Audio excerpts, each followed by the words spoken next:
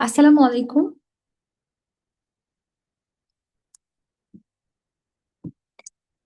আচ্ছা, আশা করি আমাকে শোনা যাচ্ছে না।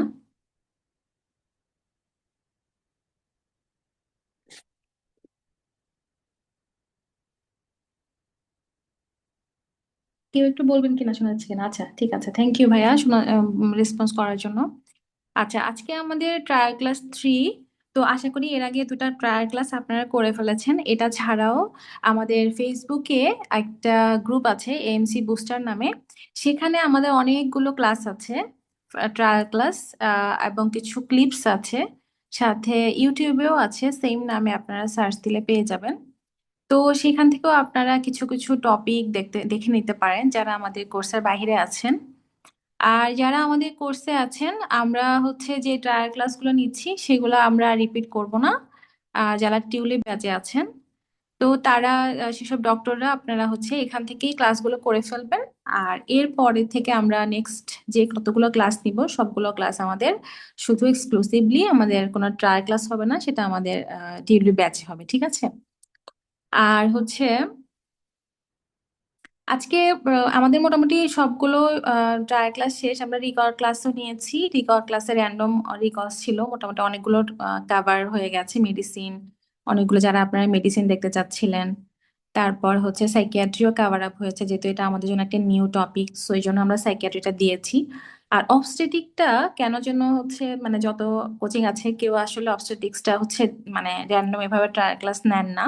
তো আমার যেটা মনে হয় সেটা হচ্ছে যে কারণ অবস্টেটিক্স এর আসলে মানে কোনো স্পেসিফিক কোনো কিছু বই নেই, তো যার কারণে হচ্ছে আমাদের যে টেক্সট বুকটা আছে জন মুরতাক, সেখানে অবস্টেটিক্সটা খুব ভালো করে দেয়া নেই। তো এই জন্য হচ্ছে অবস্টেটিকটা আসলে মানুষজন হচ্ছে একটু, এটার কিছু ফিয়ার আছে। যদিও মানুষ বলে এটা ইজি, এতটাও ইজি না, কারণ যদি আপনি গাইডলাইনটা পড়ে যদি স্পেসিফিক জিনিসগুলো আপনি না বুঝতে পারেন, তাহলে এটা আসলে অনেক বেশি ডিফিকাল্ট হয়ে যায়, ঠিক আছে? তো আমি চেষ্টা করেছি অবস্টেটিক্স এর খুব ইম্পর্টেন্ট দুটো টপিক আজকে আপনাদের জন্য কভার করার জন্য, যেটা ছাড়া অবস্টেটিকের বেসিক যেগুলো, যেটা ছাড়া আপনাদের আসলে অবস্টেটিক্সটা আসলে মানে পড়া আসলে হবে না, এরকম একটা টপিক যেটা আমি পড়ার সময় ফেস করেছিলাম। তো সেই জিনিসটা আজকে আপনাদেরকে পড়ানোর চেষ্টা করব আমি, ঠিক আছে? তো আপনারা যদি রেসপন্স করেন সাথে, তাহলে হচ্ছে ক্লাসটা অনেক সুন্দর হবে, ঠিক আছে? আচ্ছা, তাহলে আমরা আগে স্টার্ট করে দেই। রিসোর্স আমরা কোথা থেকে পড়বো? হ্যাঁ, আমরা পড়বো হচ্ছে মেইনলি হচ্ছে থেকে। একটা হচ্ছে আমাদের গাইডলাইন গুলো, অনেকগুলো গাইডলাইন আছে, আমি বলে দিব কোন কোন গাইডলাইন থেকে আমরা পড়বো। হুম। আর একটা হচ্ছে আপনার হচ্ছে থেকে, কি জানি বলে, আরেকটা আমরা পড়বো হচ্ছে আমাদের থেকে আমাদের যে নোটস গুলো আছে, আমরা সেই নোটস গুলো প্রোভাইড করব। আর আমি এই সাথে আমাদের যে রিকলস গুলো আছে সেই রিকলস গুলো আমরা আপনাদেরকে প্রোভাইড করে দিব, ঠিক আছে? আচ্ছা, ঠিক আছে, এখানে আমি আসলে একটা মিস্টেক করে ফেলেছি। আচ্ছা, একটা হচ্ছে আজকের টপিকটা নিয়ে, সেটা হচ্ছে হাইপারএমিসিস গ্রেভিডারাম। আমি ফার্স্টে ভেবেছিলাম ডিক্রিজ ফিটাল মুভমেন্টটা পড়াবো, পরে ভেবেছি যে এটা ছোট একটা টপিক, এটা না পড়ি, আমি সিটিজিটা পড়াই, যেটা কিনা অবস্টেটিক্স এর বেসিক। ওটা আসলে না বুঝলে কোনো কিছুই বোঝা যায় না, সেজন্য আমি সিটিজিটা পড়িয়েছি, মানে অ্যাড করেছি। ডিক্রিজ ফিটাল মুভমেন্ট আসলে আজকে আমরা পড়বো না। এটা এটা নিয়ে আমাদের আগের যে ব্যাচটা সানফ্লাওয়ারের, সেখানে আমরা একটা এই টপিকটা নিয়েছি, আপনারা সেখান থেকে দেখে নিতে পারেন। হ্যাঁ, এই টপিকটা, তো এটা আপনারা ডিপ্রাইভড হবেন না, ওখানে পাবেন, ঠিক আছে? তো আমরা আজকে হাইপারএমিসিস গ্রেভিডারামটা পড়বো আর সিটিজিটা পড়বো। আর কি কি গাইডলাইন পড়তে হবে আপনাকে সেটা আমি বলে দিব প্রত্যেকটা টপিকের জন্য, ঠিক আছে? এবং গাইডলাইন গুলো আমি ডাউনলোড করে আপনাদেরকে প্রোভাইড করে দিব। আর কিছু যদি কোনো পেইড গাইডলাইন থাকে সেটাও আমরা ক্লাসে প্রোভাইড করে দিব, ঠিক আছে? সেটা যেটার সাথে লাগবে। হ্যাঁ। আর হচ্ছে যে আমরা মেইনলি এখানে গাইডলাইন বেসড পড়বো অবস্টেটিক্সে, এবং আমরা টুকিটাকি নোট করে পড়বো। তো আপনাদের যদি কোনো কোশ্চেন থাকে প্রত্যেকটা টপিকের পরে আপনারা কোশ্চেন করতে পারেন, ঠিক আছে? আচ্ছা, এখন আমরা আগে গাইডলাইনটাতে একটু যাই। হাইপারএমিসিস গ্রেভিডারামের, হ্যাঁ, এটা আমি অনেকগুলো গাইডলাইন থেকে এই গাইডলাইনটা চুজ করেছি আমাদের অবস্টেটিক্স এর জন্য। আপনার হচ্ছে এসএ হেলথ গাইডলাইন, তারপরে হচ্ছে আপনার Queensland guideline, New South Wales guideline, তারপর হচ্ছে উইমেন্স হেলথ গাইডলাইন, অনেকগুলো গাইডলাইন আছে। তো যার মধ্যে হচ্ছে যে মানে ম্যাক্সিমাম জিনিস হচ্ছে এসএ হেলথ আর হচ্ছে Queensland, New New South Wales এগুলো কাভার করে যায়। আর বাকি যদি কোনো কিছু থাকে সেটা টুকিটাকি দুই একটি টপিক থাকলে সেটাও আমরা পরে বলে দিব, কিন্তু মেইনলি এই গাইডলাইন থেকেই পড়ানো হয়, মানে পড়া যায় আর কি। এবং পড়লে আপনার টপিকগুলো ওই এএমসির মোটামুটি স্ট্যান্ডার্ডে যায়। ওদের তো এক একটা স্টেটে এক এক রকম, কিন্তু দেখা যায় ওভারঅল যে জিনিসটা ওরা একসেপ্ট করছে নাওয়াডেজ, তো এটা আপনারা বুঝতে পারবেন। ঠিক আছে? আচ্ছা, তাহলে হচ্ছে আসেন আমরা এই গাইডলাইনটা দেখি। এটা হচ্ছে আমাদের 16 পেজের একটা গাইডলাইন। হ্যাঁ, তো আপনার এই গাইডলাইনটা পড়তে কত সময় লাগতে পারে? অনেক সময় লাগবে, তাই না? আপনাকে তো এই গাইডলাইনটা বুঝতে হবে। আপনি যতক্ষণ না বুঝবেন ততক্ষণ তো আপনি টপিকটা আনসার করতে পারবেন না। আচ্ছা, আসেন আমরা মেইন ফ্লো চার্টটা পড়ে ফেলি। ওরা যেটা করে এই এসএএল গাইডলাইনে, ওরা মোটামুটি ফার্স্টের দিকে যত আপনার ভেতরের যত কিছু আছে, ওরা যা যা র্যান্ডম মানে আপনাকে ডিসক্রাইব করেছে সবকিছুর একটা ছোট সামারি হচ্ছে ওরা ফার্স্টে এরকম ফ্লো চার্ট করে দিয়ে দেয়। হ্যাঁ, তো যেটা কিনা বুঝতে সুবিধা হয়, যে আপনি পরে আপনার যদি এখানে এইখানে ফ্লো চার্টটা আপনি মাথায় রাখবেন, এরপরে আপনার যখন এটার ভেতরের কোনো কনফিউশন আপনাকে দূর করতে হয় তাহলে আপনি আবার ভেতরের দিকে একটু পড়বেন। হ্যাঁ, আর আমরা হচ্ছে আপনাকে বলে দিব কোথায় কোথায় পড়তে হবে, গাইডলাইনে কতটুকু পড়তে হবে কতটুকু পড়তে হবে না। ঠিক আছে? আচ্ছা, তাহলে আসেন এখানে ফার্স্টে আপনার কাছে একটা পেশেন্ট আসছে, যে হচ্ছে মর্নিং সিকনেস মানে নশিয়া ভমিটিং ইন প্রেগনেন্সি, সে আপনার কাছে আসছে। তো এইরকম হাইপারএনেসিস গ্রেভিডিয়াম সাধারণত ফার্স্ট ট্রাইমেস্টার অথবা সেকেন্ড ট্রাইমেস্টারের হাফ পর্যন্ত, 4 to 16 উইকস এরকম পর্যন্ত আমাদের এরকম ভমিটিং অথবা নশিয়া টেন্ডেন্সি থাকে। কারো কারো ফুল প্রেগনেন্সি পর্যন্ত থাকতে পারে। ঠিক আছে? আর কাদের বেশি থাকবে কাদের কম থাকবে সেটারও কতগুলো মানে জাস্টিফিকেশন আছে, যে যাদের মানে আগের প্রেগনেন্সিতে তার এরকম একটু হাইপারএমসিসের একটা হিস্ট্রি আছে, পরের প্রেগনেন্সিতেও হবে। যার হচ্ছে মাল্টিপল প্রেগনেন্সি আছে তার হবে, যার মোলার প্রেগনেন্সি আছে তার হতে পারে। তারপরে হচ্ছে যার জেস্টেশনাল ট্রপোব্লাস্টিক ডিজিজ আছে তার হবে, এরকম আর কি। মানে আপনার যা যা আছে এইগুলোর কারণে হচ্ছে আপনার হাইপারএমসিস গ্রেভিডি নামের একটা হিস্ট্রি আপনি জানতে পারবেন, যে তার একটা হিস্ট্রি আছে এগুলোর, অথবা তার ফ্যামিলিতে তার মায়ের হচ্ছে এরকম সবসময় হাইপারএমসিস গ্রেভিডিয়াম হতো যখনই সে কনসিভ করতো। তো এরকম ফ্যামিলি হিস্ট্রিও আছে। হ্যাঁ, আচ্ছা, তাহলে দেখেন আমরা হচ্ছে ফার্স্টে যখন আমাদের কাছে একটা প্রেগনেন্ট লেডি আসবে, এরকম তার প্রেগনেন্সিতে ভমিটিং হচ্ছে। হ্যাঁ, তা আপনি একদম র্যান্ডম চিন্তা করেন যে আপনি ইমার্জেন্সিতে বসে আছেন অথবা আপনি ওপিডি তে বসে আছেন, আপনার কাছে একজন পেশেন্ট আসছে প্রেগনেন্ট, সে রিসেন্ট কনসিভ করেছে, আপনাকে বলেছে যে তার হচ্ছে এরকম নশিয়া অথবা ভমিটিং আছে। ঠিক আছে? তো আপনি তখন কি করবেন?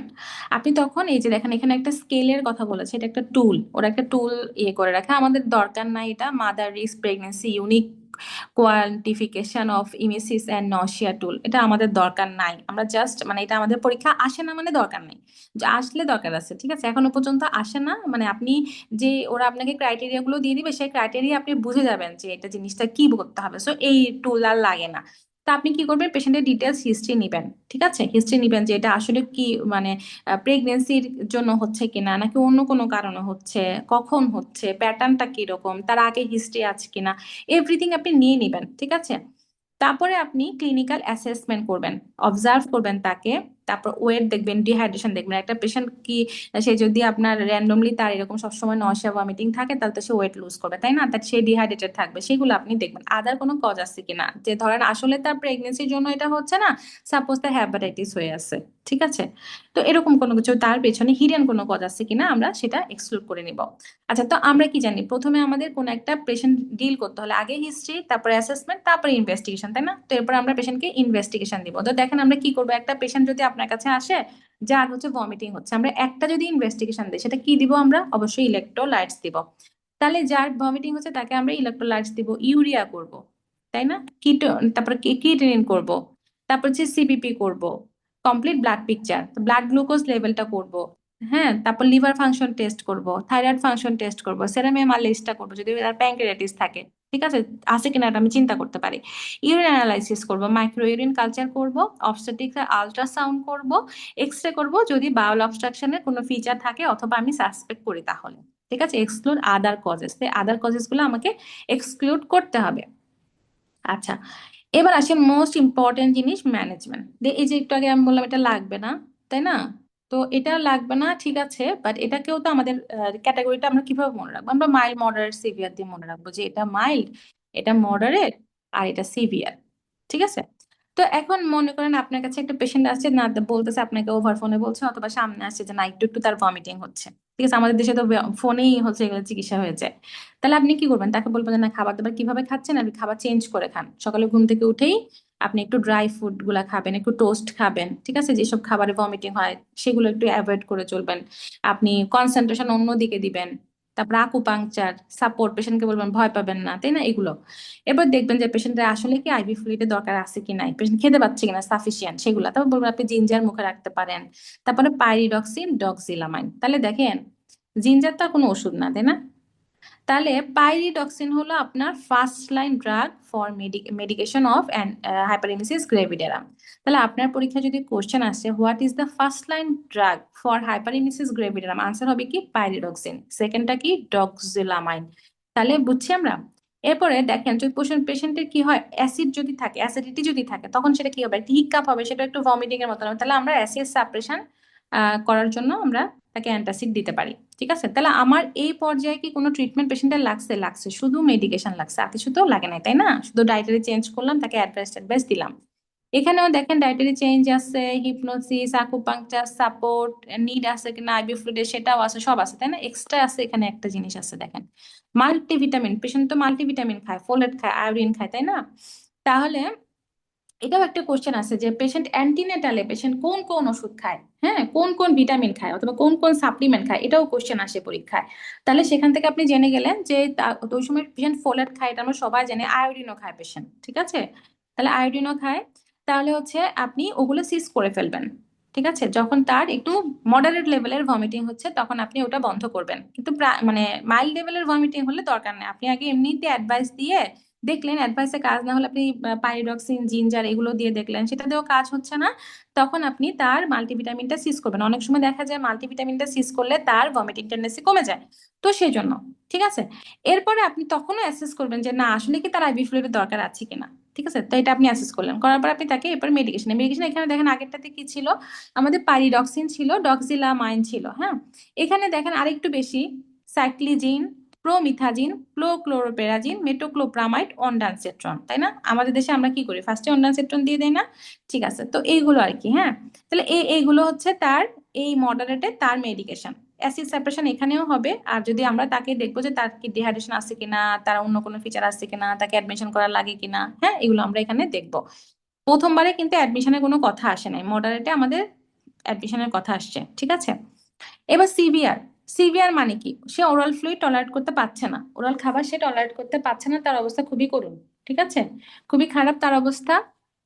তাহলে আপনি তো কি করবেন, ডায়েটারি অ্যাডভাইস তো দিবেনই, তার আগে যা যা ছিল সেগুলো তো আপনি করবেনই, সাথে আপনি কি করবেন, ভিটামিনও তো আপনি সিজ করবেন। মডারেট আপনি যা যা করেছেন এখানেও আপনি তাই তাই করবেন। এখন দেখেন এখানে এক্সট্রা কি আছে, এখানে এক্সট্রা আছে মেডিকেশনটা ভিন্ন, হাইড্রোকর্টিসন, তাই না? হাইড্রোকর্টিসন, আর সাথে আছে প্রেডনিসোলন। আমরা এখানে পেশেন্টকে হাইড্রোকর্টিসন দিব এবং হচ্ছে প্রেডনিসোলন দিব। ঠিক আছে, আর এতক্ষণ তো আমরা অ্যাডমিশন চিন্তা করেছিলাম, এখন আমরা আবার দেখবো যে তাই এন্টারাল অথবা প্যারেন্টারাল নিউট্রিশন লাগবে কিনা। ঠিক আছে, আচ্ছা, তাহলে আমরা ওভারঅল বুঝে গেছি। তো আমরা কি মনে রাখবো, আমরা কিছুই মনে রাখবো না, এখানে এত হাবিজাবি কথা। আমরা ফার্স্ট স্টেপে মনে রাখবো যে পেশেন্ট যদি মডারেট মাইল্ড লেভেলে থাকে আমরা দিব পাইরিডক্সিন, জিঞ্জার, ডক্সিলামাইন। মডারেটে থাকলে আমরা মাল্টিভিটামিনটা সিজ করব, সাথে আমরা দেখব মেডিকেশন দিব, সাইক্লিজিন, প্রোমিথাজিন, প্রোক্লোরপেরাজিন, মেটোক্লোপ্রামাইড, অনডানসেট্রন। সিভিয়ারে থাকলে আমরা কি করব, সিভিয়ারে থাকলে আমরা তো আগের মডারেটে সবগুলোই করব, ওটা রিপিট করব না, শুধু একটা কথাই মনে রাখবো, এখানে আমরা হাইড্রোকর্টিসন, প্রেডনিসোলন দিব এবং এন্টেরাল প্যারেন্টারাল নিউট্রিশন আছে কিনা সেটা দেখব। তাহলে এখানে কি হলো, একটা, এখানে দুটা কথা মনে রাখবো, এখানে এখানে দুটা কথা মনে রাখবো। ঠিক আছে, মানে এটা তো এটার সাথে এটা হচ্ছে মেডিকেশন, এখানে হলো সিস করব সাথে মেডিকেশন দিব, এখানে হলো সিস করব সাথে মেডিকেশন দিব, আর একটা হচ্ছে এন্টারাল প্যারেন্টাল, থ্রি মনে রাখতে পারেন, 1 2 3। ঠিক আছে, এন্টারাল প্যারেন্টারাল নিউট্রিশনের কথা আমি মনে রাখবো। ঠিক আছে, আচ্ছা। এখন আপনাকে তো পরীক্ষায় কোশ্চেন জিজ্ঞেস করবে না যে পেশেন্ট কি মাইল্ডে আছে, মডারেটে আছে, অথবা তার এই পি পি কি পি কিউই স্কোর এত, আপনি এটা কি করবেন, এটা আপনাকে জিজ্ঞেস করবে না। জিজ্ঞেস করবে আপনাকে যে পেশেন্ট হচ্ছে আপনার কাছে একবার আসছিল, আপনি তাকে অ্যাডভাইস দিয়েছেন, বাট এখনো সে এখনো তার ওরকম টেন্ডেন্সি আছে, তখন আপনি কি করবেন, তখন আপনি সেকেন্ড স্টেপে যাবেন। যতক্ষণ তা আপনাকে বলছে তার কিটোনিউরিয়া আছে, তার হচ্ছে ডিহাইড্রেশন আছে, ওয়েট লস হচ্ছে, ওগুলো যতক্ষণ পর্যন্ত না আপনাকে না বলছে, অথবা সে কোনো মিনিমাল ফ্লুইডও সে টলারেট করতে পারছে না, এটা যতক্ষণ না আপনাকে না বলছে ততক্ষণ পর্যন্ত আপনি মডারেটে থাকবেন। ঠিক আছে? তো ওভাবে করে আপনি এগুলো ডিফারেন্সিয়েট করবেন। আচ্ছা, এবার আমরা আসি ডেসক্রিপশনে। ওরা আরো অনেক ডেসক্রিপশন আমাদেরকে দিয়ে দিয়েছে এখানে ডায়াগনোসিসের জন্য। দেখেন এখানে কি বলেছে: the diagnosis of hyperemesis gravidarum is only made after exclusion of other pathology. Suppose আপনার কাছে পেশেন্ট আসছে, পেশেন্টের ওই সময় তার হেপাটাইটিস হয়েছে। হ্যাঁ, সাপোজ কোনো কারণে তার হেপাটাইটিস হয়েছে, তার ভমিটিং হচ্ছে, আপনি বললেন হাইপারেমিসিস গ্রেভিডিয়াম। প্রেগনেন্সিতে ভমিটিং মানে নট দ্যাট যে হাইপারেমিসিস গ্রেভিডিয়াম। আপনি হাইপারেমিসিস গ্রেভিডিয়াম তখনই বলবেন যখন আপনি আদার কজগুলো এক্সক্লুড করতে পারবেন। তার অ্যাবডোমিনাল পেইন আছে কিনা, ইউরিনে কোনো সমস্যা আছে কিনা, ড্রাগ হিস্ট্রি নিবেন আপনি, হেলিকোব্যাক্টার পাইলোরি ইনফেকশন আছে কিনা তার, সেটা আপনি এক্সক্লুড করবেন। ঠিক আছে? আর মোলার অথবা মাল্টিপল প্রেগনেন্সি থাকলে তার দেখা যায় হাইপারেমিসিস গ্রেভিডিয়াম থাকে। ঠিক আছে, মানে তার অনেক বেশি মানে ভমিটিং থাকে। আচ্ছা, ইনভেস্টিগেশন তো আমরা একটু আগে পড়ে আসলাম, এখানে আরো অনেক বড় বড় লিস্ট দিয়েছে, আপনি কোনটা কেন করবেন সেটা বলে দিয়েছে। আমি ইউরিনারি কেন করছি, ডিপিস্টিক কেন করছি, কিটোনিউরিয়া আছে কিনা সেটা দেখার জন্য। ঠিক আছে? ইউরিয়া ইলেকট্রোলাইট ক্রিয়েটিনিন কেন করছি, হাইপার ক্যালেমিয়া অথবা হাইপোক্যালেমিয়া, ভমিটিং হলে হবে না সেটা দেখার জন্য। ফুল ব্লাড কাউন্ট কেন করছি, তার ইনফেকশন, হেমাটোক্রিট এগুলো কোনো কিছু আছে কিনা, প্যানক্রিয়াটিস কিনা, অ্যাপেন্ডিসাইটিস কিনা, হেপাটাইটিস কিনা, ঠিক আছে, কোনো ইনফেকশন তার বডিতে আছে কিনা। ব্লাড গ্লুকোজ মনিটরিং করছি কেন, ডায়াবেটিক কিটোঅ্যাসিডোসিস আছে কিনা। ঠিক আছে, সেটা দেখার জন্য। তা আপনি দেখলেন যে কিটোন ইউরিয়া আছে, আপনি বললেন আচ্ছা ও তো ভমিটিং, তার হচ্ছে আপনার, আপনি হাইপারএমএসিস গ্রেভিডিয়াম চিন্তা করলেন, কিন্তু দেখলেন না যে তার ব্লাড সুগার এত বেশি যে কিটোসিস হয়ে গেছে। এটা আসলে ডায়াবেটিক কিটোঅ্যাসিডোসিস, আপনি বুঝলেন না, তাই না? তো এই জন্য ব্লাড সুগার লেভেলটাও চেক করতে হবে। তারপরে আপনি ওভারঅল কোরিলেট করে আপনি ডায়াগনোসিস করবেন দিস ইজ হাইপারএমএসিস গ্রেভিডিয়াম অর নট। তারপর হচ্ছে আপনি টিএসএস টা করলেন। অনেক সময় থাইরোটক্সিকোসিস যদি পেশেন্টের থাকে তাহলে দেখা যায় তার ভমিটিং টেন্ডেন্সি থাকে। হ্যাঁ, মাল্টিপল প্রেগনেন্সি, টপোব্লাস্টিক ডিজিজ, এগুলো আমাকে দেখার জন্য কি করতে হবে, আল্ট্রাসাউন্ড করতে হবে। হ্যাঁ। আচ্ছা, তাহলে ইনভেস্টিগেশন গুলো পরীক্ষা আসে ইম্পর্টেন্ট, দেখে নিবেন। হ্যাঁ।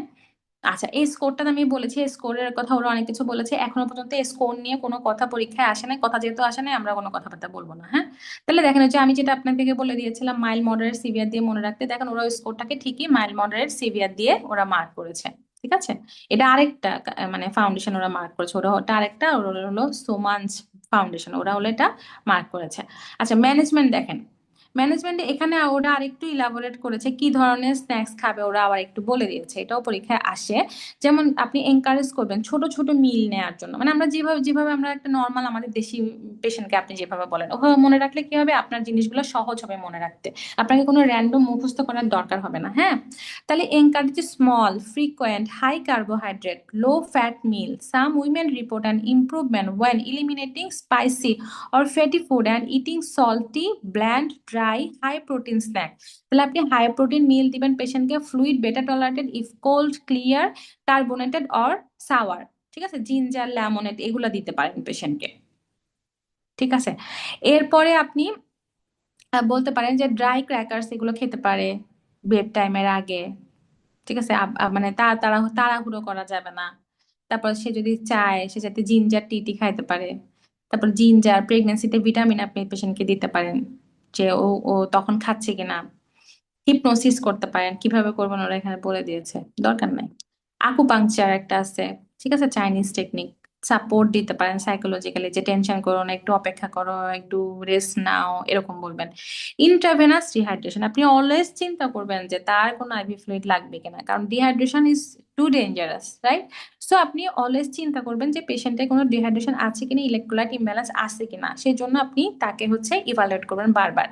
আচ্ছা, আমরা কি করব, আমরা থায়ামিন দেই পেশেন্টকে, তাই না? আমাদের কাছে যখনই একটা পেশেন্ট আসে হাইপারটেনশন ওয়ার্ডে, আমরা যখনই দেখি যে তার এরকম ব্যাগ ঝুলানো আছে স্যালাইনে, সেটা কালার যদি দেখি যে লাল অথবা অরেঞ্জ হয়ে রয়েছে, তখন আমরা চিন্তা করি ও আচ্ছা আচ্ছা এটা হাইপারটেনশন পেশেন্ট, আমরা দূর থেকে বুঝতে পারি, তাই না? আচ্ছা, তো ওটা কি দেই আমরা, থায়ামিন দেই পেশেন্টটা, সেখানে থায়ামিন ইন্টারভেনাসলি আমরা দেই ইনিশিয়াল রিহাইড্রেশন ফ্লুইডের সাথে, এরপরে আমরা দেই না, প্রথম যে ফ্লুইডটা আমরা দেই ওখানে দেই, আর সাথে ফলোড বাই মাল্টিভিটামিন, আমরা মাল্টিভিটামিন দিই, তাই না? আমাদের দেশে আমরা B54T দিয়ে, ফোর, তাই না, ওটা আমরা দেই। তো ওইটা এগুলো আমরা দিব, তাহলে আমরা আগে দিব হলো থায়ামিন, তারপরে দিব মাল্টিভিটামিন। হ্যাঁ, আমরা হচ্ছে কি দিব, থায়ামিনটা কখন দিব, শুধুমাত্র প্রথম যে ফ্লুইডটা আমরা লাগাবো সেই ফ্লুইডের সাথে আমরা থায়ামিনটা দিব, এটাও অনেক ইম্পর্টেন্ট। হ্যাঁ, এখান থেকে কোশ্চেন আসছে। আচ্ছা, তারপর দেখেন আমরা কোন ফ্লুইড দিব, আমরা কি সব ফ্লুইড দিব? নো, আমরা ডিহাইড্রেশনের পেশেন্টকে আমরা কি দিব? আমরা হচ্ছে 0.9% সোডিয়াম ক্লোরাইড, আমরা যেটাকে নর্মাল স্যালাইন বলি, সেটা দিব। তাহলে আমরা সেটা দিব, দেওয়ার পর আমাদের যখন পেশেন্টের ডিহাইড্রেশন কারেকশন মোটামুটি হয়ে যাবে, ঠিক আছে, থায়ামিন ডেফিসিয়েন্সি কারেকশন হয়ে যাবে পেশেন্টের, আমাদের পেশেন্টের কোনো হাইপোনাট্রিমিয়া থাকবে না, তখন আমরা অন্য ফ্লুইডে সুইচ করতে পারি। আমরা কি দিতে পারি? 4% ডেক্সট্রোজ, 0.18% সোডিয়াম ক্লোরাইড, অথবা 5% ডেক্সট্রোজ। ওকে। আচ্ছা, তারপরে আসেন ইলেকট্রোলাইটস। ইলেকট্রোলাইটস হচ্ছে পেশেন্টের তো ইমব্যালেন্স হবে না, তো আমরা পেশেন্টকে কি দিব? আমরা দিব পটাশিয়াম। কতটুকু দিব? এটাও অনেক ইম্পর্টেন্ট একটা জিনিস। পটাশিয়াম আমরা কত দিব? 30 to 40 মিলিমোল। 40 মনে রাখতে পারেন, ঠিক আছে? 40 মনে রাখতে পারেন যে 40 আমরা ম্যাক্সিমাম দিব।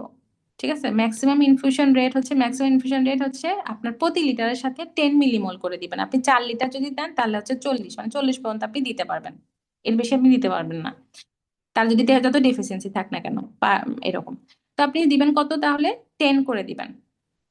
ঠিক আছে, পটাশিয়াম। ম্যাগনেসিয়াম সালফেট আপনি দিতে পারেন এরপর, কারণ পটাশিয়াম যদি বারবার লস হয়ে যায়, ধরেন আপনি বারবার দেখলেন পেশেন্টের হাইপোনাট্রিমিয়া, সরি হাইপোক্যালিমিয়া আছে, তখন আপনি চিন্তা করবেন যে আমি এত সাপ্লিমেন্ট দিচ্ছি, তাহলে কেন কারেকশন হচ্ছে না? তখন তার মানে কি, তার পটাশিয়াম, তার ম্যাগনেসিয়ামের একটা ডেফিসিয়েন্সি থাকতে পারে। তো সেই জন্য আপনি পরের যখন দিবেন, এরপর আপনি ম্যাগনেসিয়াম সালফেট চিন্তা করবেন। হ্যাঁ।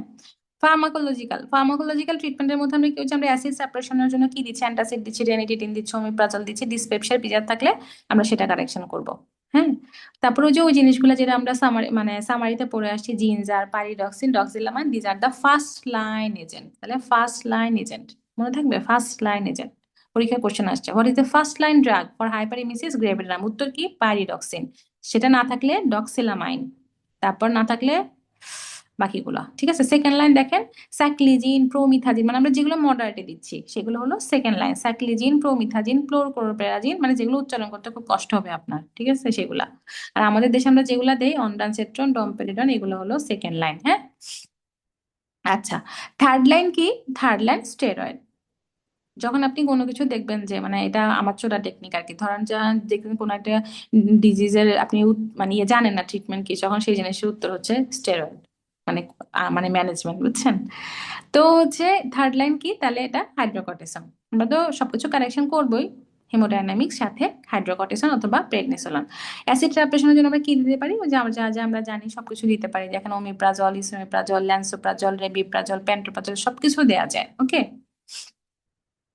আচ্ছা, তারপরে হচ্ছে শেষ। আসেন এবার আমরা, আমি ছোট করে এটাকে নোট করেছি। হ্যাঁ। কিভাবে মনে রাখবো আমরা এই গাইডলাইনটা? ওই গাইডলাইনটাকে আমরা বারবার পড়বো? বারবার তো পড়বো না। আমরা কি করব? আমরা ছোট করে মনে রাখবো। কিভাবে মনে রাখবো? আমরা অ্যাসেস করবো পেশেন্টকে। প্রথমে কি জানলাম? আমরা অ্যাসেস মানে হিস্ট্রি নিবো। কি হিস্ট্রি নিবো? আমরা মাথার ভিতরে আছে, জিজ্ঞেস করলেই বলতে পারবেন। কেউ কি বলতে চান আমরা কি হিস্ট্রি নিব?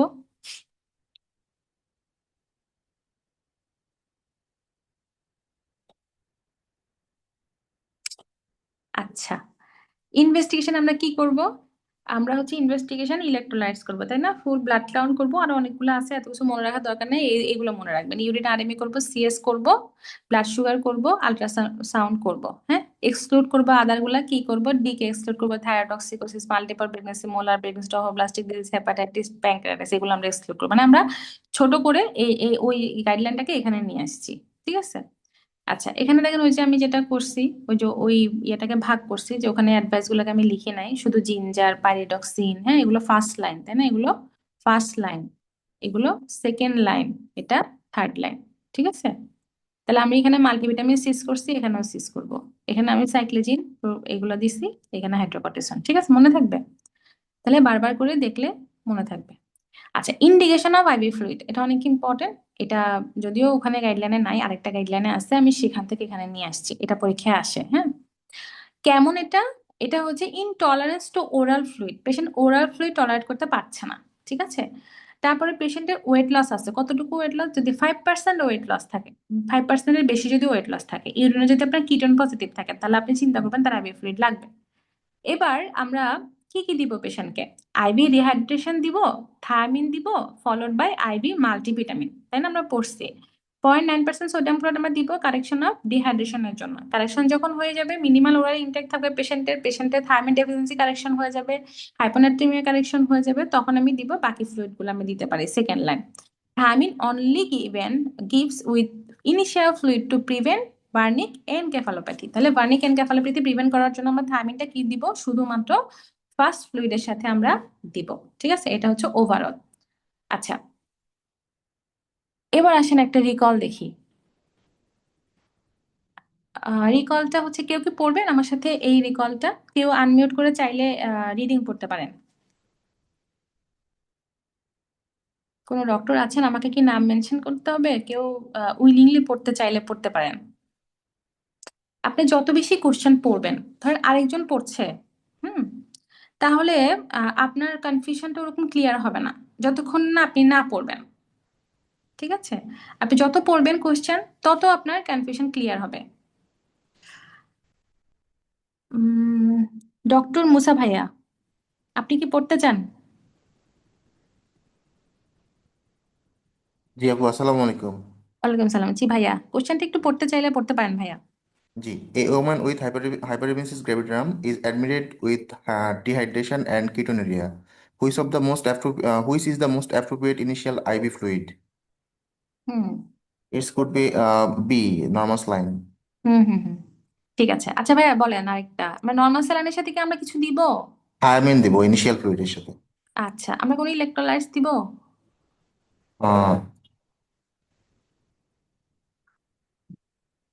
Ketonuria dehydration. আচ্ছা, যদি হচ্ছে ধরেন আমি ইলেকট্রোলাইটস করলাম, হ্যাঁ, আমি তো পেশেন্টের সাথে জি সাথে প্রথম দিকে করতে দিব ইলেকট্রোলাইটসটা, তারপরে তো আমি ফ্লুইডটা দিব। তো ধরেন ইলেকট্রোলাইটস আমি করতে দিলাম, ওখানে যদি আমার, যদি ভমিটিং পেশেন্টের, তো আমার যদি পটাশিয়াম কম থাকে তাহলে আমি পটাশিয়াম দিব, তাই না, সাথে? জি জি ভাই। পটাশিয়াম। হ্যাঁ, থ্যাংক ইউ ভাই, আপনার উত্তর ঠিক হয়েছে। আচ্ছা, তাহলে এখানে কি বলেছে দেখেন, ভাইয়া ঠিকঠাক উত্তর দিয়েছে। নর্মাল স্যালাইন আমরা দিব। নর্মাল স্যালাইন কি করবে, ডিহাইড্রেশনটা কারেক্ট করবে। Potassium replaces losses from the vomiting, replace করবে যদি আমি পটাশিয়ামটা লাগলে দিব। Thiamine must be given before dextrose to prevent Wernicke encephalopathy. তার মানে হচ্ছে আমি যখনই সোডিয়াম ক্লোরাইডটা দিচ্ছি, সাথে আমি থায়ামিনটা দিব, এরপরে আমি হচ্ছে মাল্টিভিটামিনটা দিব, ওটা দেওয়ার পর তারপরে আমি অন্য ফ্লুইডে সুইচ করব। ঠিক আছে, থ্যাংক ইউ ভাইয়া বুঝতে পারার জন্য। আচ্ছা, তারপরে এই কোশ্চেনটা কেউ পড়বেন কিনা? ডক্টর মোহাম্মদ আলমি, সরি, আমি কি ঠিক করে পড়তে পেরেছি কিনা? না জি আপু, ঠিক আছে। হ্যাঁ। Thank you. আচ্ছা, a pregnant woman with hyperemesis gravidarum is started on IV fluids.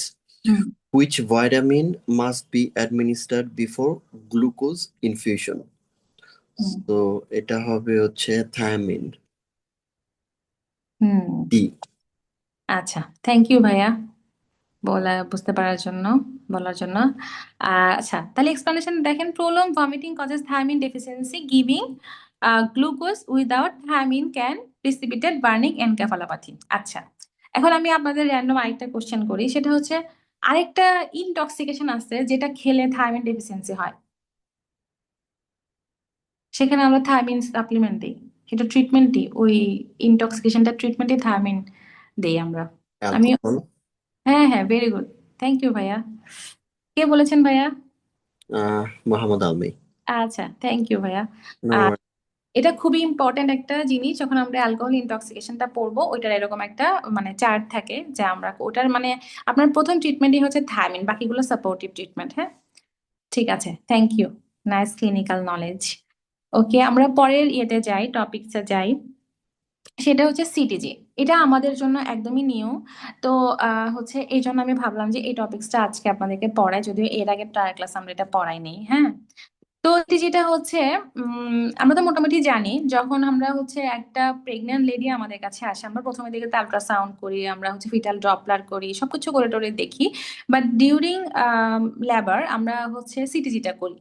হ্যাঁ, সিটিজি আমরা লেবারের সময় করি, তখন আমরা অনেকগুলো জিনিস দেখি, দেখার পর আমরা তখন চিন্তা করি যে পেশেন্টটা কি আসলে আমাদের নর্মাল ডেলিভারি করা যাবে কিনা, নাকি পেশেন্টটাকে আমাদেরকে সিজার করতে হবে। তো কখন সিজার করা লাগবে, কখন নর্মাল ডেলিভারির জন্য আমরা ট্রায়াল করব, সেটার জন্য আমাদের সিটিজিটা মাস্ট। ঠিক আছে। তো সিটিজিটা আমরা একটু দেখে যাই, যেহেতু এটা আমাদের জন্য নিউ, আমাদের দেশে এখনো এত বেশি মানে ফ্যামিলিয়ার হয়নি এটা। তো কম্পোনেন্ট কি কি আছে? Baseline fetal heart rate. আমরা তো সবাই জানি ফিটাল হার্ট রেট সাধারণত 110 থেকে 160-এর মধ্যে থাকলে আমরা নর্মাল বলি, এর উপরে অথবা নিচে গেলে আমরা বলি যে ফিটাল ডিস্ট্রেস। বেসলাইন কত থাকবে? ভ্যারিয়েবিলিটি, ঠিক আছে। এই যে আপনার হচ্ছে এটা হচ্ছে আপনার একটা বেসলাইন, ঠিক আছে। ধরেন ফিটাল হার্ট রেটটা এই বেসলাইনে 130, ঠিক আছে। তো ফিটাল হার্ট রেটটা কিরকম? সবসময় তো মানে হার্ট রেটটা তো এই যে এরকম এরকম করে তো চেঞ্জ হয়, তাই না? হার্ট রেটটা ও তো একসময় 130-ই বসে থাকে না, ও তো বারবার চেঞ্জ হয়। আমরা জাস্ট একটা মানে করে আর কি এভারেজ করে বলি যে 130 অথবা 120, ও তো ফ্ল্যাকচুয়েট করে। তো এই যে ভেরিয়েবিলিটি হচ্ছে, এটাকে মিনিমাম 5 অথবা ম্যাক্সিমাম 25 এর মধ্যে ভেরিয়েশন হতে হবে। যদি এর চেয়ে অনেক বড় ভেরিয়েশন হয় অথবা ছোট ছোট ভেরিয়েশন হয় 5-এর নিচে, তাহলে সেটাকে আমরা বলবো ফিটাল ডিস্ট্রেস। আচ্ছা, তারপরে এই যে আমার একটা বেসলাইন, বেসলাইন থেকে যখন আমার হার্ট রেটটা কিভাবে যাবে, এই যে ইসিজির মতন, হ্যাঁ, এটা উপরে এটা নর্মালে যাচ্ছে, এরকম এরকম করে শেষে যাচ্ছে, আমি মাঝখানে এভারেজ করছি। এখন হঠাৎ করে সে এরকম একটা উপরের দিকে চলে গেল, এটাকে বলছি আমরা এক্সিলারেশন। এই যে এরকম যে চলে গেল, এটা এক্সিলারেশন। হ্যাঁ, এক্সিলারেশন মানে 25 ক্রস করে যাবে আর কি, উপরে যাবে, ঠিক আছে, এটাকে বলছি এক্সিলারেশন। যখন নিচের দিকে চলে যাবে এটাকে বলছি ডেসিলারেশন, ঠিক আছে। তারপরে ডেসিলারেশনের অনেকগুলো আছে, আর্লি ডেসিলারেশন, লেট ডেসিলারেশন, প্রোলং ডেসিলারেশন, ভেরিয়েবল ডেসিলারেশন, হ্যাঁ, অনেকগুলো প্যাটার্ন আছে। আচ্ছা, তো আমরা কম্পোনেন্ট গুলো জেনে ফেললাম, এবার আমরা একটা সিটিজি দেখি। সিটিজিতে কি থাকবে? ইউট্রাইন কন্ট্রাকশন অবশ্যই থাকবে। আমরা দেখবো ইউট্রাইন কন্ট্রাকশন সাথে হলো ফিটাল হার্ট রেট। এখানে যেটা দেখা যাচ্ছে এই যে এগুলো চেঞ্জ হচ্ছে, যে এগুলো হচ্ছে ফিটাল হার্ট রেট, এই যে এগুলা, হ্যাঁ। আর নিচে এই যে কন্ট্রাকশন, এগুলো হচ্ছে কন্ট্রাকশন। 10 মিনিটে আমরা কয়টা কন্ট্রাকশন পাইছি দেখেন, এখান থেকে এখান পর্যন্ত 10 মিনিট, একটা ট্রেসিং বলে, হ্যাঁ।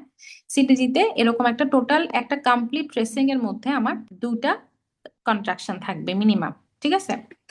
আচ্ছা, তো হচ্ছে আপনার এই যদি 2টা কন্ট্রাকশন আপনার থাকে, তাহলে হচ্ছে আমি এটাকে বলি মোটামুটি নর্মাল। তো এটার সাথে আমি কোয়েনসাইড করব আমাদের ফিটাল হার্ট রেটটা। তো এখানে দেখেন এই যে এখানে যদি আমি এই জায়গাটাকে ধরি এভারেজ, এই যে এই জায়গাটাতে এভারেজ করলাম, হ্যাঁ, এভারেজ আমি করলাম, তাহলে এখানে একটা এভারেজ হলো, তাহলে আমার এটার ফিটাল হার্ট রেট কত? 130, ঠিক আছে, 130। তারপর দেখেন আমার ভেরিয়েবিলিটিটা কতটুকু ভেরিয়েবল হয়েছে, সে একটু বাড়ছে, সে এখানে 15 পর্যন্ত গেছে, সে কিন্তু 20 ক্রস করেনি, ঠিক আছে। তারপরে এই যে এখানে সে দেখেন 20-এর নিচে আছে, এরকম, মানে ওর ভেরিয়েবিলিটি মোটামুটি ঠিক আছে। যদি একদম ছোট ছোট ভেরিয়েবিলিটি হইতো, একদম পিচি পিচি ভেরিয়েবিলিটি হইতো, তখন আমি বলতাম এটা ঠিক নাই, হ্যাঁ। তারপরে আমাদের এই যে এক্সেলারেশন হচ্ছে, যে উপরের দিকে যাচ্ছে, যেটা বড় বড় যাচ্ছে, ওগুলাকে, যে ছোটগুলোকে আমি এক্সেলারেশন বলবো না, ওগুলোকে আমি ভেরিয়েবিলিটি বলবো। যখন অনেক বড় যে একটা চলে যাবে এরকম বললো আমি এক্সেলারেশন। তাহলে আমি সবসময় ইউট্রাইন কন্ট্রাকশনের সাথে এই এক্সেলারেশন গুলাকে আমি মিলাবো, ডিসেলারেশন গুলাকে আমি মিলাবো, ঠিক আছে। আচ্ছা, আসেন আমরা আরেকটা সিটেজি দেখি। এই যে দেখেন, এখানে ওরা বলছে এটার এটার ওরা বেসলাইন ধরছে 120, হ্যাঁ, বেসলাইন ফিটাল হার্ট রেট 120 ধরেছে এটা। তারপরে এটা হচ্ছে ইউটেরাইন কন্ট্রাকশন, হুম, এটা একটা নর্মাল সিটিজি। আচ্ছা, এক্সেলারেশনের কথা যে আমি বলেছি, দেখেন এখানে ভেরিয়েবিলিটিতে কিভাবে হচ্ছে, এরকম করে যাচ্ছে না, যখন এরকম শার্প উপরের দিকে উঠে যাবে, abrupt increase in the baseline fetal heart rate greater than 15 beats per minute, এরকম অ্যাব্রাপ্ট যদি বেড়ে যায় সেটাকে বলছি আমরা এক্সেলারেশন, এবং গ্রেটার দেন 15 সেকেন্ড, ও 15 সেকেন্ডের জন্য ও লাস্টিং করবে, ঠিক আছে। তাহলে এটা হলো এক্সেলারেশন, এটা হচ্ছে রিঅ্যাসুরিং। দেখেন যখন হচ্ছে আপনার আমরা কোনো সিটিজিতে অ্যাসিলারেশন পাবো, এক্সেলারেশন, সেটা হচ্ছে আপনার, এটা আমরা বলবো হচ্ছে মানে এটা একটা নর্মাল ইসিজি, সিটিজি, ঠিক আছে, নর্মাল। এক্সেলারেশনের সাথে ওর কোনো মানে কোনো এখানে কোনো প্যাথোলজি নাই, এক্সেলারেশন স্বাভাবিক, একটা নর্মাল সিটিজিতে এক্সেলারেশন থাকবে, ঠিক আছে। এই যে দেখেন আমাদের কতগুলো এক্সেলারেশন আছে, এই যে এক্সেলারেশন আছে, এই যে এক্সেলারেশন আছে, দেখেন ও কিন্তু অনেকক্ষণ স্থায়ী থাকবে, বলছে 15 সেকেন্ডের বেশি থাকবে, দেখেন অনেকক্ষণ আছে কিন্তু। আবার ও কিন্তু অ্যাব্রাপ্ট উঠছে, দেখেন ও একটু বাঁকা হয়ে উঠছে না, একটু থেমে থেমে উঠছে না, কিন্তু ও কিন্তু অ্যাব্রাপ্টলি উপরের দিকে উঠে গেছে, তাই না। অ্যাব্রাপ্ট যদি এরকম ইনক্রিজ হয়, এরকম অ্যাব্রাপ্ট ইনক্রিজ হয়, সেটাকে আমরা বলছি এক্সিলারেশন, ঠিক আছে। তো এটা একটা নর্মাল সিটিজে, আপনি এক্সিলারেশন দেখলেই ভয় পাওয়ার কোনো কিছু না, এটা নর্মাল। আচ্ছা, এবার হলো ডেসিলারেশন। ডেসিলারেশন এক্সিলারেশনের উল্টাটা, নিচের দিকে নামবে, ওই যে 15 বিটস পার মিনিটের বেশি নামবে, 15 সেকেন্ডের বেশি থাকবে সে, এটাকে নন রিঅ্যাসুরিং বলছি আমরা, মানে এটা ভালো না। নন রিঅ্যাসুরিং মানে ভালো না, এক্সেপ্ট আর্লি ডেসিলারেশন। ঠিক আছে। আচ্ছা, আর্লি ডেসিলারেশনটা কি সেটা আমরা আবার একটু দেখবো। আচ্ছা, এখানে দেখেন, এই যে ডেসিলারেশন দেখেন, ও কিন্তু নিচের দিকে নামছে। আর নর্মাল সিটিজিতে কখনো ডেসিলারেশন থাকবে না। ঠিক আছে, কিন্তু দেখেন আবার আর্লিটাকে আমরা নর্মাল বলছি, কেন বলছি? কারণ হচ্ছে এই যে দেখেন ইউট্রাইন কন্ট্রাকশনের সাথে ও কোয়েনসাইড করছে, ইউট্রাইন কন্ট্রাকশনের সাথে ও কোয়েনসাইড করছে। তার মানে পেশেন্টের মানে হার্ট রেটটা তখন ফল করছে, তাই না? দেখুন কমে গেছে, কিন্তু একদম কমে গেছে, 90 হয়ে গেছে। যেই মুহূর্তে হচ্ছে ইউটেরাসটা কন্ট্রাক্ট করবে, তখন কি হবে? বাচ্চার উপর একটা প্রেশার পড়বে না? যখন বাচ্চার উপর প্রেশার পড়বে তখন বাচ্চার হার্ট রেটটা তো ফল করবে, তাই না?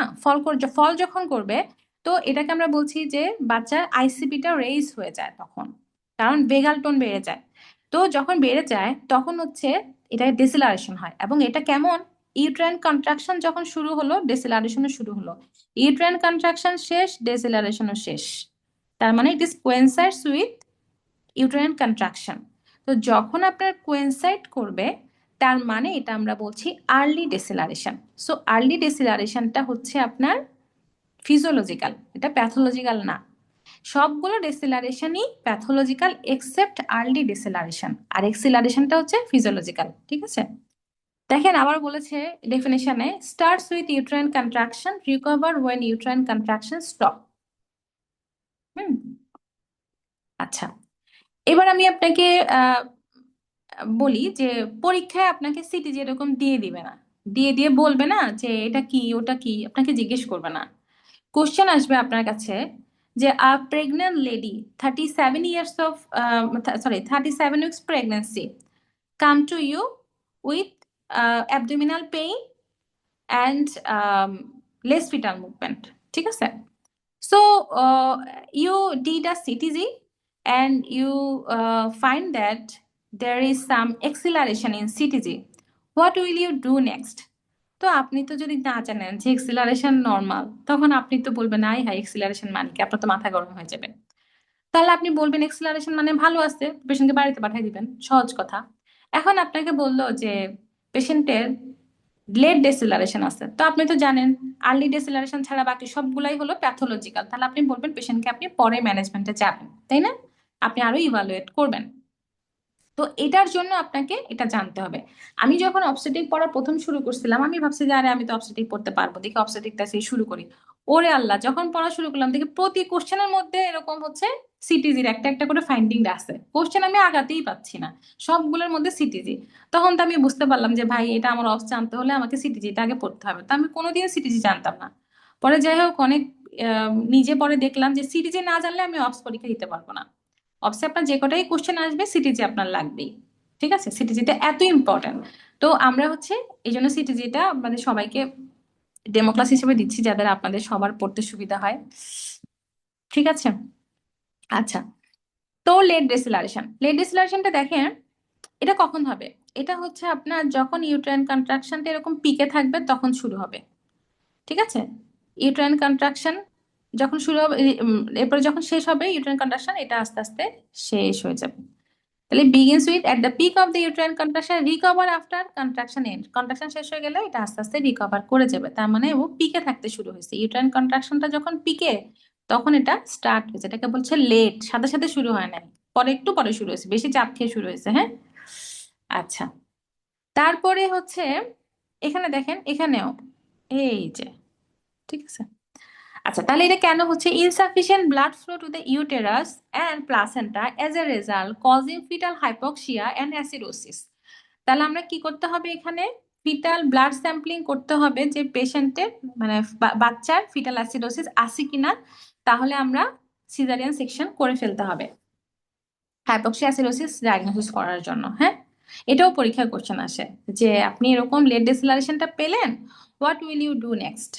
Fetal blood sampling. আচ্ছা, এখন ভেরিয়েবল ডিসিলারেশন মানে কি জানেন? দেখেন ওর কোনো কারোর সাথে কোনো সম্পর্ক নাই, ও ও কখন মানে সরি আমার উপরে বলে এটা, ও কখন শুরু হয়েছে মানে ওই ইউট্রাইন কন্ট্রাকশনের সাথে কোনো সম্পর্ক না, ও যখন মন চাইছে ও শুরু হয়েছে, ও যখন মন চাইছে ও শেষ হয়েছে। ঠিক আছে, এটা হলো মানে variable deceleration, no relation with uterine contraction. এটা আমরা কোথায় পাবো? কড প্রোলাপসে পাবো। একটা কড প্রোলাপসের পেশেন্ট যদি আপনি পান এরকম ভেরিয়েবল ডিসেলারেশন দেখেন, আপনি কড খুঁজে পাচ্ছেন না যে কড প্রোলাপস হচ্ছে, কিন্তু আপনি সিজারিয়ান সেকশন, কোনো কথা হবে না, ঠিক আছে?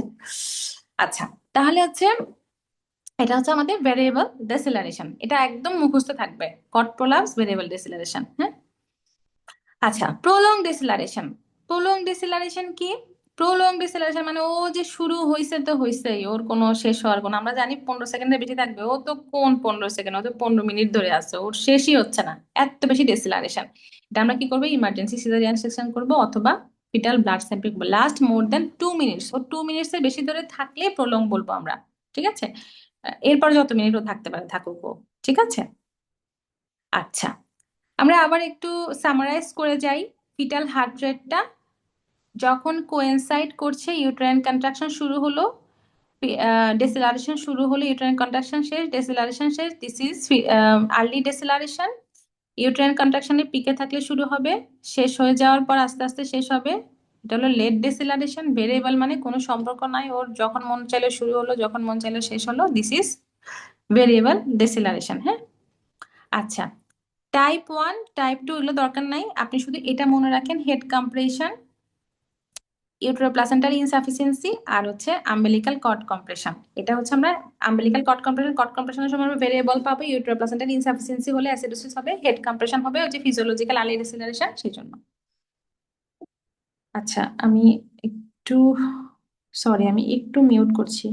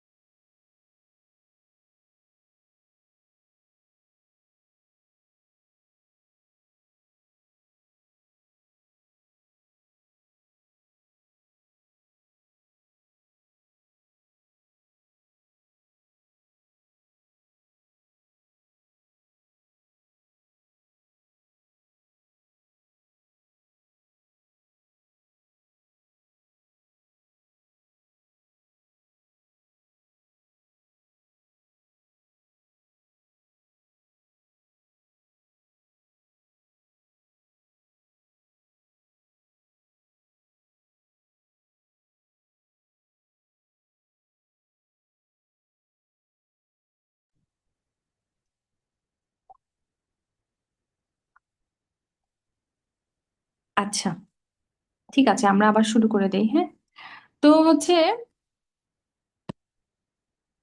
কি শোনা যাচ্ছে কিনা?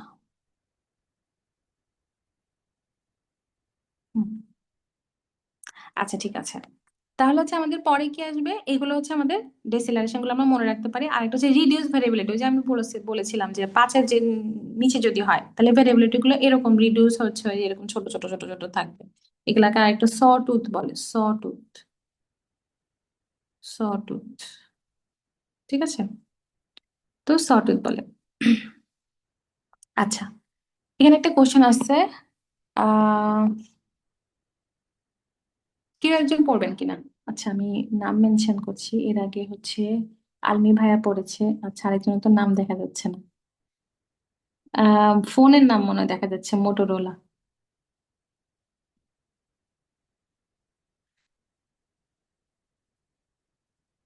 উম, আচ্ছা, জি আপু, আমি ডক্টর, হ্যাঁ হ্যাঁ, জি, বলতেছি থ্যাংক যে you. 28 years old pregnant woman at 26 weeks gestation is involved in a car accident while wearing a seatbelt. On examination, she has visible bruise on the abdomen but is otherwise normal. Fetal heart sounds are audible and CTG is reassuring. What is the next best steps in management? Reassure and discharge home. Perform 24-hour cardiotography monitoring, admit her and observe for 24 hours, perform a continuous 30-minute CTG and discharge home if assuring, observe for 6 hours and discharge home.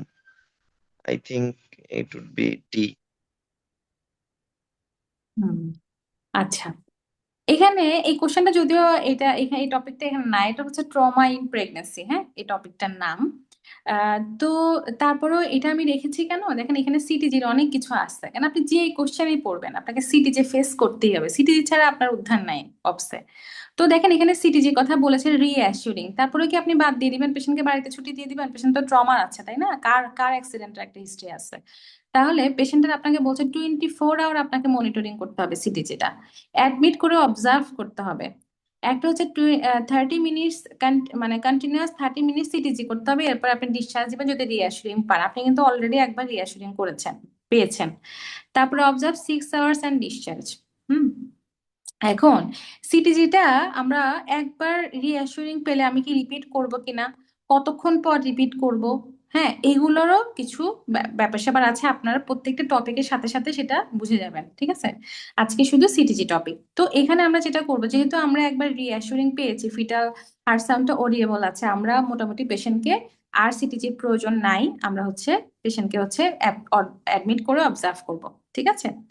তো আমি trauma টপিকটাও এখানে দিয়ে দিয়েছি, দেখেন ছোট করে একটু করে কি বলেছে, trauma in pregnancy is a leading cause of pregnancy associated maternal mortality, ঠিক আছে। Even if mother mother appear stable, trauma can cause placenta abruption, rupture, direct fetal trauma, এগুলো হতে পারে। ম্যাটারনাল হাইপোটেনশন, হাইপক্সিয়া যদি থাকে, ফিটাল হাইপক্সিয়া হবে। Seat belt bruises on the abdomen suggest uterine impact, risk of fetal compromise, ঠিক আছে, এগুলা হতে পারে। তাহলে এখানে দেখেন অনেকগুলো জিনিস ছিল আপনাকে, মানে ওরা ডাইভার্স করার জন্য, দেখেন ওরা সিটিজিটা 30 মিনিট ধরে করছে। ওরা আবার আপনার কাছে মনে হতে পারে যে 24 ঘন্টা পরে আরেকবার আমরা সিটিজি করে দেখতে পারি, কিন্তু না। এখানে আপনি 24 ঘন্টা জাস্ট অবজার্ভ করলে হবে, সিটিজি যখন একবার নর্মাল পেয়েছে আর প্রয়োজন নাই, কারণ যদি ইনিশিয়ালি তার ট্রমাটা হয়েছে ওই সময় যদি রিঅ্যাসুরিং থাকে তাহলে পরে আর ওতে আমার কোনো ঝামেলা হবে না, আনলেস যদি তার এই যে এগুলো ডেভেলপ করে। আর যদি আপনার প্লাসেন্টাল অ্যাবডাপশন ডেভেলপ করে, আপনার কোশ্চেন থাকতে পারে যে না আপু আপনি তো বললেন যে আর করার দরকার নাই সিটিজি, এখন পেশেন্টের যদি অ্যাব্রাপশন প্লাসেন্টা ডেভেলপ করে, হ্যাঁ করলে কি হবে, আপনি করবেন কখন, তাহলে সেটার ইন্ডিকেশন কিন্তু ট্রমা না, সেটার ইন্ডিকেশন কি হবে, পেশেন্টের হচ্ছে আপনার ব্লিডিং হবে, অ্যাবডোমিনাল টেন্ডারনেস থাকবে পেশেন্টের, তারপরে পেশেন্টের হচ্ছে ফিটাল ডিস্ট্রেস শুরু হয়ে যাবে, পেশেন্টের আপনার হিমোডাইনামিক্যালি আনস্টেবল হয়ে যাবে, তখন তো আপনি সিটিজি করবেনই, ঠিক আছে। সো আমাদের জিনিসগুলো এভাবে আমরা কোরিলেট করব, মানে ওরা এভাবে আমাদের সাথে মেন্টাল গেম খেলে আর কি, এএমসি কাজই হচ্ছে এটা। ঠিক আছে, থ্যাংক ইউ। আপনাদের কি সিটিজি নিয়ে কোনো কোশ্চেন আছে?